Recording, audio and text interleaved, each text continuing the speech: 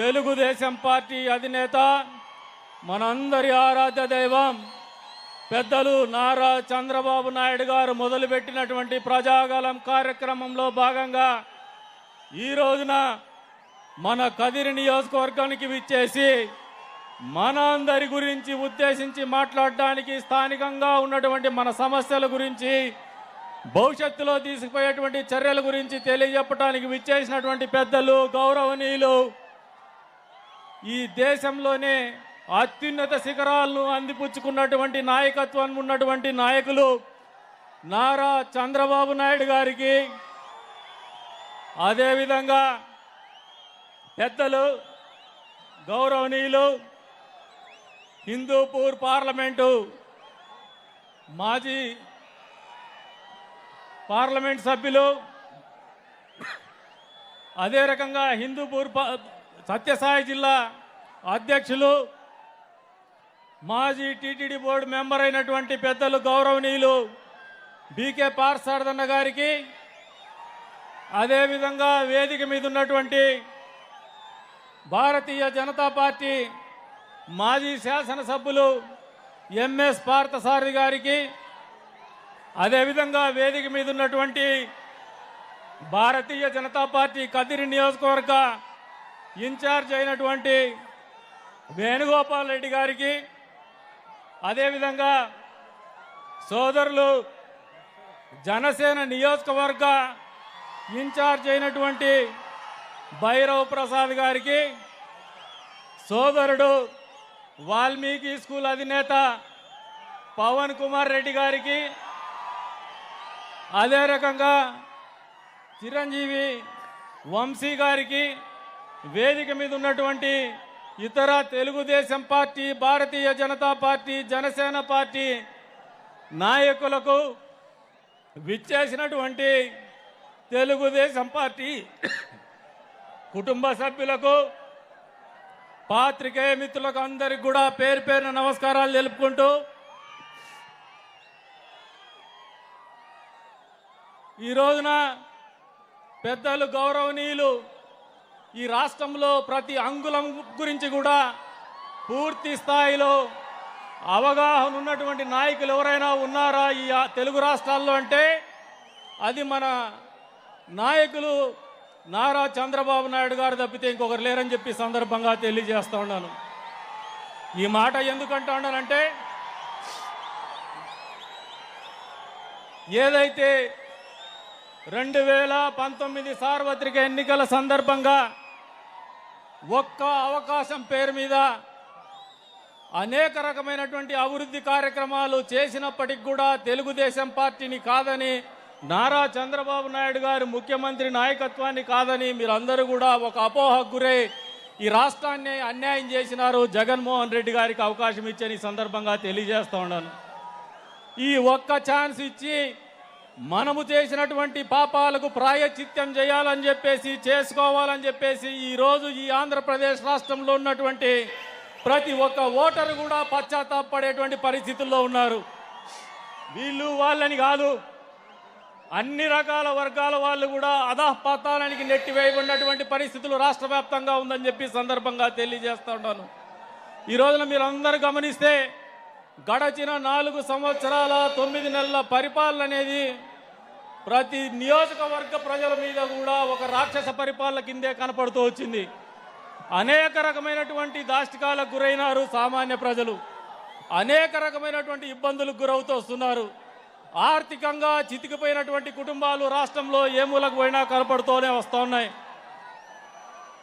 మీరు ఒకసారి గమనిస్తే 4 సంవత్సరాల 9 నెలల పరిపాలన తర్వాత జగన్మోహన్ రెడ్డి మళ్ళీ ఎన్నికలకు సిద్ధమనే పేరు మీద ఏమాత్రము ఆయనకు ఆత్మవిశ్వాసం లేనటువంటి పరిస్థితుల్లో మన హిందూపూర్ పార్లమెంటుని, మన కదిరి నియోజకవర్గ అభ్యర్థుల విషయంలోనే, ఎంపిక విషయంలోనే ఒక్కసారి ఆయన చేసినటువంటి ఎంపిక విధానాన్ని ఒక్కసారి అందరూ అర్థం చేసుకోమంటాను. బళ్ళారి నుంచి ఒకరిని తీసుకొస్తారు, బెంగళూరు నుంచి ఒకరిని తీసుకొస్తాడు. వీళ్ళిద్దరి పంచాయతీ చేసేకి పుంగనూరు నుంచి పుడింగుని తీసుకొస్తాడు. మన నియోజకవర్గం మీద బల్లారోళ్ళ పెత్తనమో, బెంగళూరుల పెత్తనమో, పొంగనూరు పుడింగ్ పెత్తనమో అవసరమా అని చెప్పేసి కోరుతున్నాను. మరి మనము చేతగాని వాళ్ళ మాదిరిగా కనపడుతున్నాం. జగన్మోహన్ రెడ్డికి పక్కనే ఉన్నటువంటి జగన్మోహన్ రెడ్డికి పక్కనే 28 కిలోమీటర్ల దూరంతో పులివెందుల్లోనే ఉన్నటువంటి ముఖ్యమంత్రి పక్కన ఉన్నటువంటి నియోజకవర్గానికి ఏదైనా కనుచూపు మేరలో ఉంది, ఏదైనా మంచి చేసినాడా అంటే వాళ్ళ బాబాయిని చంపడానికి గొడ్డలు కొనుక్కొని పోయినాడు కదిర్లో. అంతకు మించి తెచ్చినటువంటి పరిశ్రమలు కానీ, చేసినటువంటి మేలు కానీ కించిత్ కూడా లేదనేది వాస్తవమా కాదా ఒక్కసారి ఆలోచన చేసుకోమంటున్నాను. ఈ రోజున రాష్ట్రం అన్ని రకాలుగా ఇబ్బందులు పడుతూ ఉంది.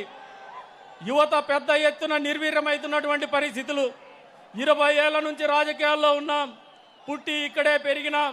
ఎప్పుడు కూడా ఈ ఊర్లో యువకులనే వాళ్ళు గంజాయి మత్తులో జోగుతున్నటువంటి పరిస్థితులు మా జీవితంలో మేము చూడలేదు.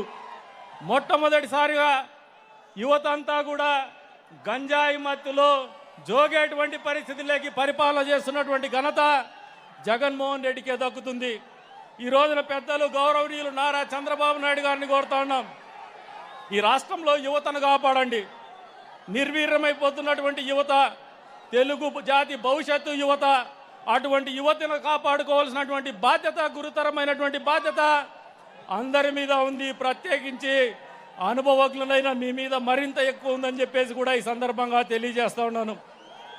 ఈ రోజున మా నియోజకవర్గం గురించి అడిగితే జెండాలకి నింపుమా, జెండాలకి నింపు. గతంలో పెద్దలు వచ్చిన రోజున కూడా అడిగాం, ఇమాము మౌజన్లకి జీతాలు ఇచ్చినటువంటి ఘనత తెలుగుదేశం పార్టీకి గౌరవనీయులు చంద్రబాబు నాయుడు గారికి మాత్రమే దక్కుతుంది. జెండాలు దింపాల బాబు. జనసేన సోదరులు మీ ఉత్సాహం లాస్ట్లో చూపిద్దరు. జెండాలు దింపు. సొంత ఇంటి కళ నెరవేరినటువంటి పరిస్థితుల్లో గ్రామంలో ఉన్నటువంటి ఇమాం మౌజన్లు ఉన్నారు. వాళ్ళందరికీ ఎన్టీఆర్ హౌసింగ్ పేరు మీద మన ప్రభుత్వం రాబోతోంది. ఖచ్చితంగా మీరు ముఖ్యమంత్రి అవుతున్నారు. మీరు వాళ్ళందరి జీవితాల్లో నూతన ఉత్సాహాన్ని కానీ, కొత్తదనాన్ని కానీ తీసుకురావాలని చెప్పేసి కూడా ఈ వేదిక మీద నుంచి మిమ్మల్ని కదిరి నియోజకవర్గ ప్రజల ముస్లిం సమాజం తరపున అడుగుతా ఉన్నానని చెప్పేసి, మిమ్మల్ని అర్థిస్తున్నామని చెప్పేసి కూడా ఈ సందర్భంగా తెలియజేస్తా ఉన్నాను. అంతేకాదు కాపులను కూడా కాపాడాల్సినటువంటి బాధ్యత మీ మీద ఉందని చెప్పేసి కూడా ఈ సందర్భంగా మీకు తెలియజెప్తున్నాను. ఇప్పటికే సమయాభావమైంది, ఇంకా మరిన్ని సమస్యలు ఉన్నాయి. ఈ ప్రాంతంలో పరిశ్రమలు లేవు.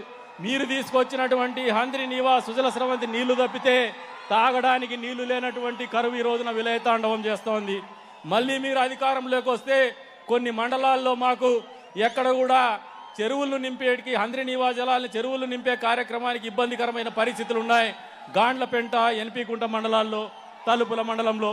వీటిని మన ప్రభుత్వం వచ్చిన తర్వాత పూర్తి చేయాలని చెప్పేసి కదిరి నియోజకవర్గ ప్రజలందరి తరపున మిమ్మల్ని అభ్యర్థిస్తాను అని చెప్పేసి కూడా ఈ సందర్భంగా తెలియజేస్తా ఉన్నాను. అంతేకాదు ఒక ప్రభుత్వ ఇంజనీరింగ్ కళాశాలలు కూడా మాకు కేటాయించమని చెప్పేసి కూడా మిమ్మల్ని అందరినీ కూడా కోరుతా ఉన్నాను. మరి ఇన్ని రకాలుగా మీ ప్రోత్సాహం ఎందుకు ఈ నియోజకవర్గానికి అవసరం అంటే, సార్ మా బాధను ఒకసారి అర్థం చేసుకోండి. 99 నుంచి 2004 వరకు అలయన్స్ పార్టీలో మేమున్నాం. ఆ రోజున కూడా కార్యకర్తలు ఇబ్బంది పడినటువంటి పరిస్థితి. 2004 నుంచి 2009కి ఇక్కడ ఎమ్మెల్యేగా మనం లేం, కాంగ్రెస్ పార్టీ ఎమ్మెల్యే ఉన్నాడు. 2009 నుంచి 14 వరకు మనము ఎమ్మెల్యేగా, తెలుగుదేశం పార్టీ ఎమ్మెల్యేగా నేనే ఉన్నాను. కానీ ప్రతిపక్షంలో ఉండడం వలన, రాష్ట్ర విభజన వలన మా ప్రాంతంలో కార్యకర్తలకు కావచ్చు, మా ప్రాంతానికి కావచ్చు పూర్తి స్థాయిలో మేము సహాయం చేయలేకపోయినాము. చేయాల్సినటువంటి కార్యక్రమాలు కూడా పూర్తి స్థాయిలో చేయలేకపోయినామనే బాధ మమ్మల్ని నిరంతరం వెంటాడుతోందని చెప్పేసి కూడా మీకు వేదిక మీద నుంచి తెలియజేస్తా ఉన్నాను.